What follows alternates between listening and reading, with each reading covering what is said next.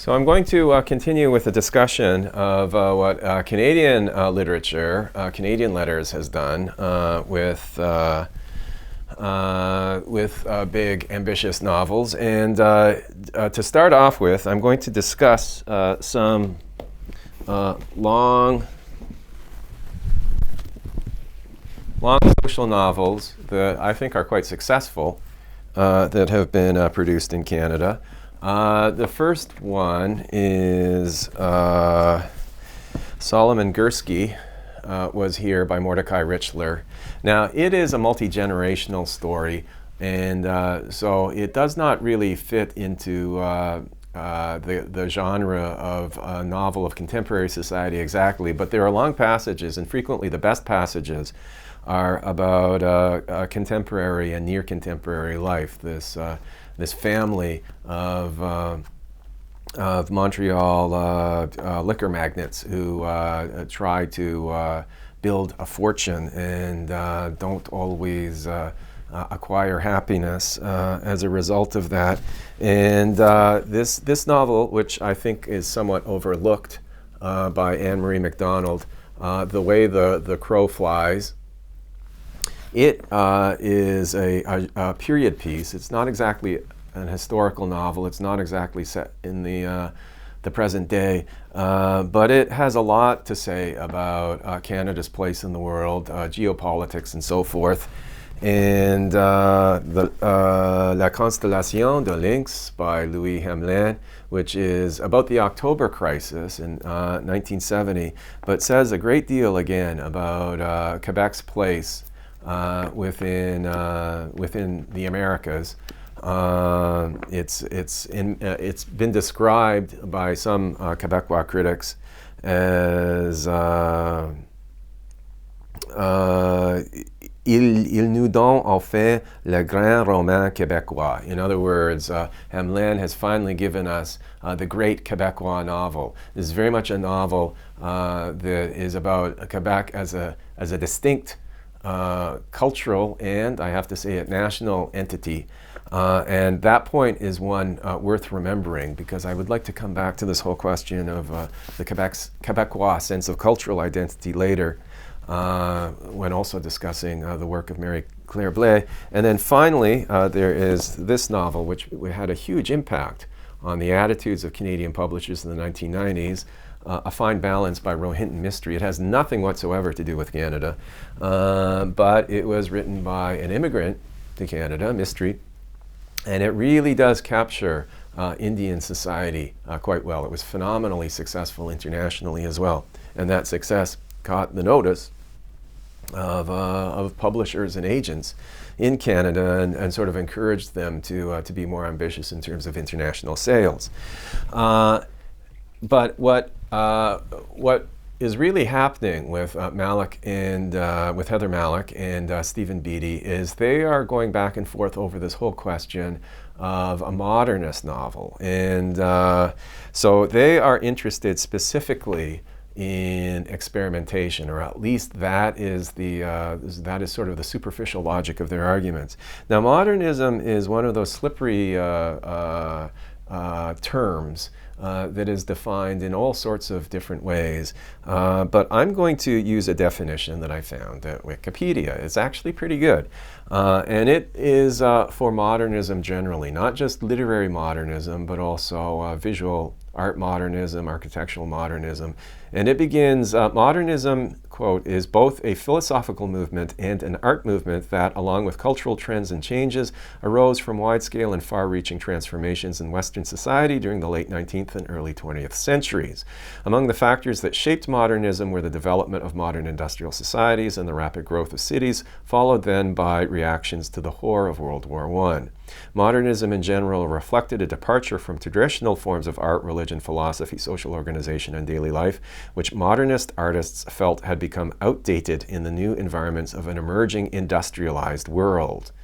The poet Ezra Pound's 1934 injunction to, quote, make it new, unquote, was the touchstone of the movement's approach toward what it saw as the now obsolete culture of the past. Modernism also rejected the certainty of Enlightenment thinking, and many modernists also rejected religious belief.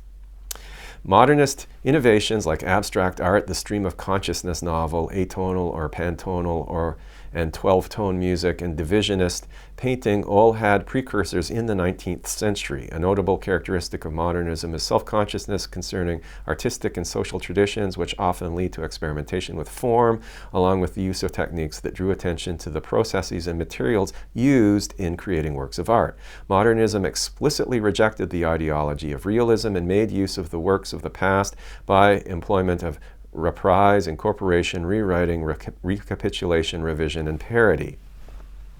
Now that is actually a pretty good definition of modernism as a kind of art movement.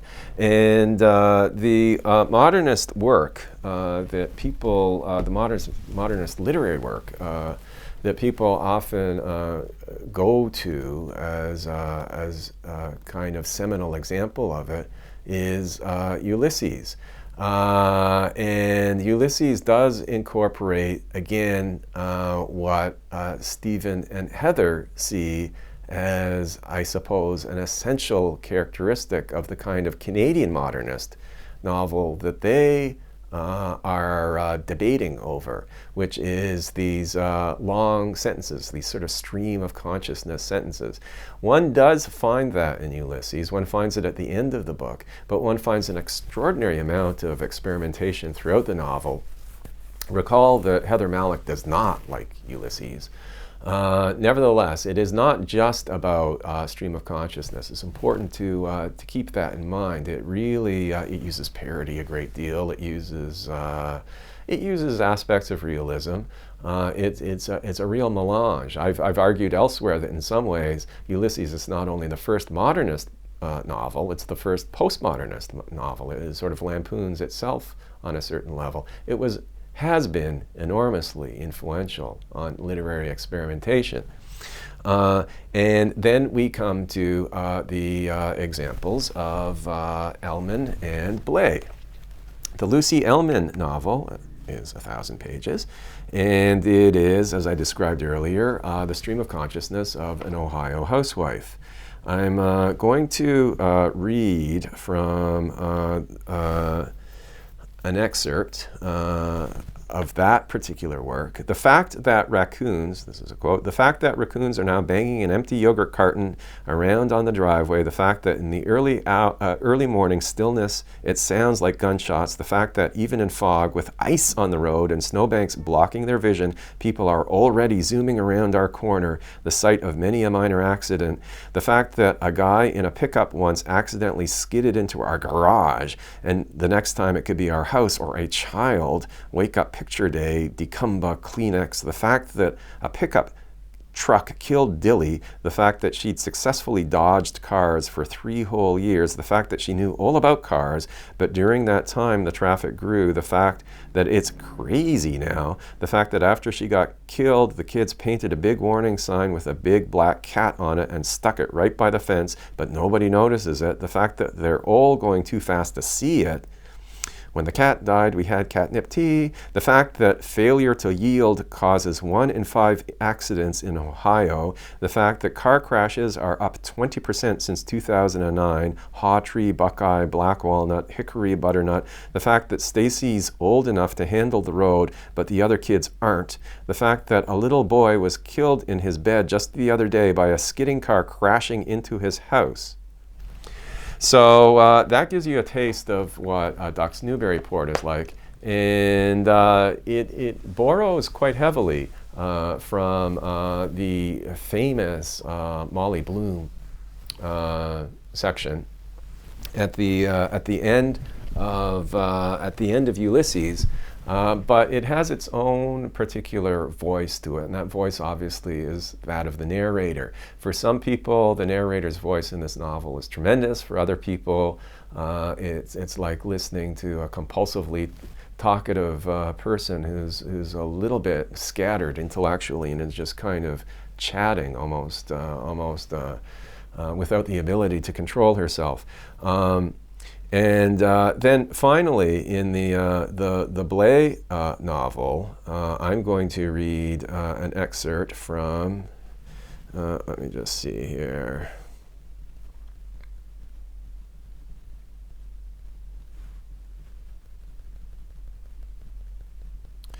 This is an excerpt from one of the sequence of the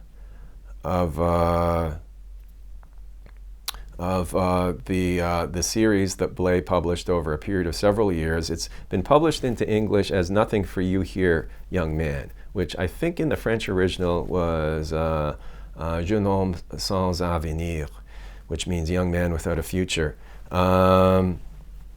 It begins, quote, "So this is how it would always be, thought Daniel, this rush of painful sounds and images pouring through, whether it was the fate of the sparrow, the chick swept by dust from the streets and calling for its mother, or anyone tiny and young in this distressed universe that laid claim to Daniel's heart and even his failing breath, his futile, seemingly infinite patience in the face of suffering. No matter how small the creature that struggled, even in this airport they had just closed, nothing flying in or out till who knows when. Yet Daniel, a man of his time, was accustomed to this, a lightweight in the balance of things, he thought, even if it all seemed so ponderous to him, making his own particular rotations around the earth like the bird's feather, still no flight.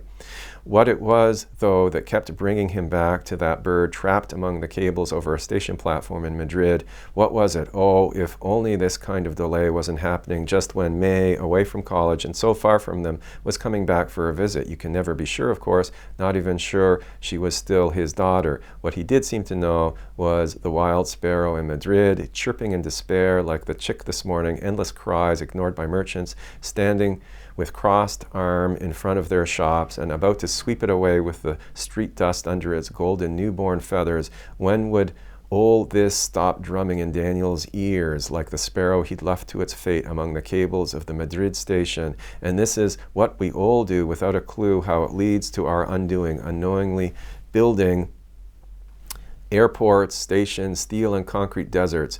Oh, but this one gets us a view of the beach and the calm sea, so why are all flights canceled? So that's one complete sentence, actually, in the novel. But for the most part, it runs on and on. It has a different quality than both the Elmen and Molly Bloom's Elmen novel, Duck's Newburyport, and the Molly Bloom section of Ulysses. It's more, it moves back and forth more between characters' consciousnesses. It has more of the aspects of a social novel. Within Ulysses, there is movement back and forth between different characters' consciousnesses. But in Blay's work, my impression at least is that it is the closest to a social novel.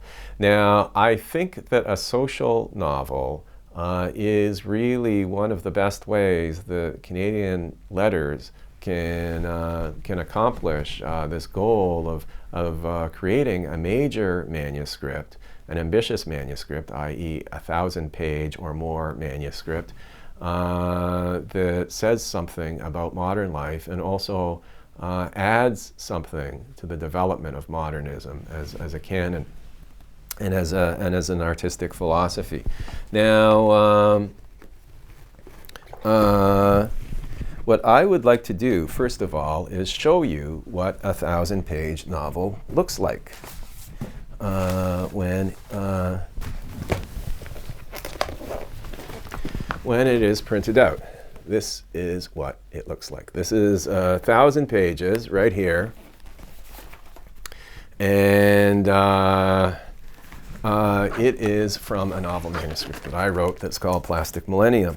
I am actually adding more to that particular novel manuscript because it begins in 1999 and it ends around 2008. It covers the period of the Y2K crisis that we thought would happen with computers shutting down. It covers 9/11. And it also covers the stock market crash in 2008 and has to do with geopolitics, which were basically an immense backstory at the beginning of the 21st century because, of course, they helped explain why it was the administration of George W. Bush was so eager to invade Iraq and reshape the Middle East. So the novel is explicitly, from a sort of political thematic point of view, interested in the modern. But at the same time, I would like to expand that and come up to the present day, to the whole coronavirus issue. And so I'm adding sections to an earlier part of the manuscript, which deal with a SARS-like outbreak in Canada around the time of 2000, the mid-2000s. And then I'm going to come up to the present day and deal with the coronavirus and the epic changes that is wreaking on the world at the moment. Now, that means that the novel, which was already 1,000 pages, is going to be even longer. That may seem too daunting for Canadian publishers to do. So instead of doing what Blay did, which was to sort of, at least this is Stephen's argument, which was to construct a long social novel, or rather a long experimental modernist novel with aspects of social novel to it, instead of constructing it volume by volume over a series of years until finally you end up with this large whole. The series is 10 volumes long by this point, so it's much longer really than 1,000 pages. What I've done is I've written this very long manuscript that's over 1,000 pages, and I'm breaking it back down into smaller segments so that it could be published as standalone volumes as well. And I've taken the trouble to print some of these up. This is one of the more recent ones. It's called Burning Keys to Paper Kingdoms, and it's set in both Toronto and Seoul.